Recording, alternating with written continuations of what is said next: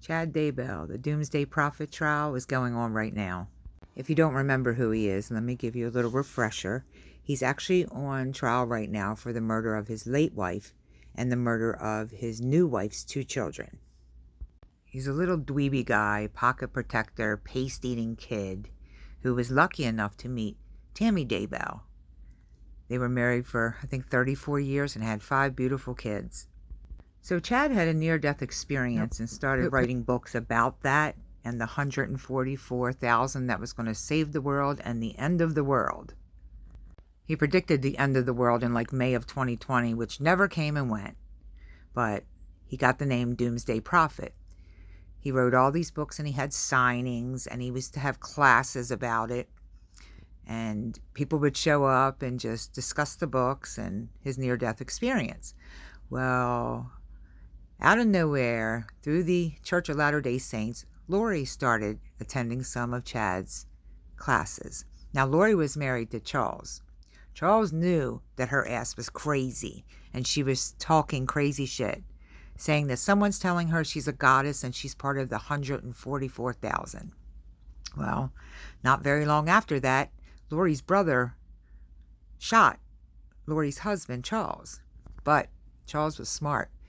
He made sure he changed the life insurance policy because he knew that bitch was crazy. Okay, so now you have Lori shaking her ass in front of Chad, who is only ever probably had pussy once in his life from Tammy. Not being crude, but come on, look at the guy. All of a sudden, Tammy dies in her sleep from asphyxiation. They don't want an autopsy. It's all kind of up in the air. He gets the insurance policy, but Idaho decides to exhume the body, and they found out it was asphyxiation. So now Alex, which is Lori's brother, who killed her husband, was in the mix of all this. Now, Chad and Lori had him believing that he was supposed to be the guardian and the protector of Lori, that, they were from another time, 144,000 people, and he was the one supposed to be protecting Lori. There's only 2 people that are left in the way of Lori and Chad having everything and being together.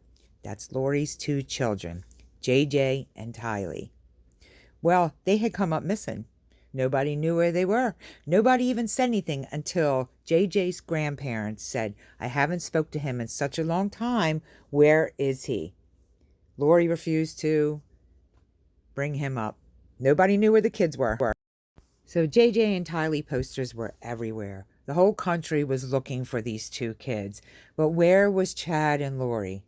They were in Hawaii getting married, dancing on the fucking beach. So Lori didn't produce the 2 kids. She was arrested in Hawaii and extradited back to Idaho. And this time, Chad's at the house, in his own house, with his children, and the police show up. They have a search warrant to check his property, and lo and behold, guess what they found? Tylee and JJ, buried like animals. One in the pet cemetery, one in the fire pit. So if you really like this, you should probably watch the trial. East Idaho News has the best reporting on it.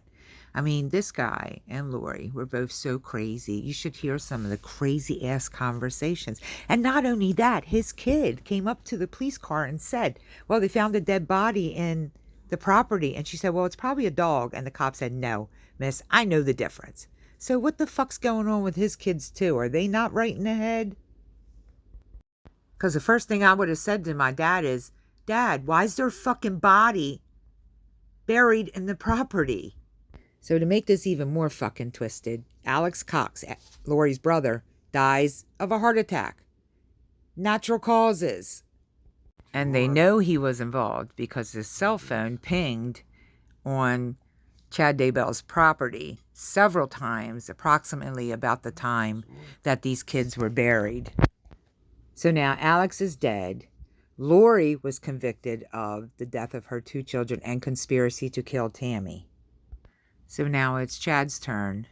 He faces murder charges for Tylee, JJ, and Tammy, and insurance fraud.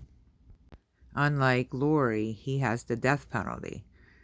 So he might be sentenced to death. Who knows?